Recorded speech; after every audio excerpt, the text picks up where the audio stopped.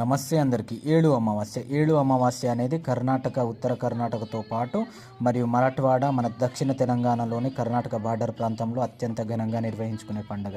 కుల మతాలకు అతీతంగా అందరూ పొలంలో భూదేవికి నైవేద్యం అనేది పెట్టి ఈ పండుగ చేసుకుంటారు. ఈ పండుగలో వచ్చేసి నువ్వుల పోలెలు, నువ్వుల రొట్టెలు, జొన్న రొట్టెలు, బజ్జి కూర, కుడుములు, కొర్రబువ్వ ఇలాంటివన్నీ చేసుకొని భూదేవికి అనేది నైవేద్యంగా సమర్పిస్తారు. ఎందుకంటే వెనుకట జొన్న పంటలు అత్యధికంగా వేసేది కాబట్టి పంట అనేది పొట్ట మీద ఉంటుంది, లేకంటే వెన్నుపైన అనేది ఉంటుంది కాబట్టి భూదేవికి సీమంతంగా చేసేవారు అన్నట్టు.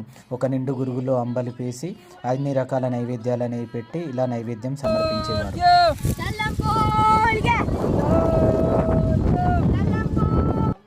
నైవేద్యాలు సమర్పించిన తర్వాత ఇక చేను చుట్టూ హోలిగా అనుకుంటా తిరిగి తర్వాత ఎవరి కుటుంబ సభ్యులు వాళ్ళు అందరూ కలిసి హ్యాపీగా అనేది తోటలలో అయితే ఎంజాయ్ చేస్తారు. మీలో ఎంతమందికి పండుగ గురించి తెలుసు? లైక్ చేయండి, షేర్ చేయండి, కామెంట్ చేయండి. Thank you.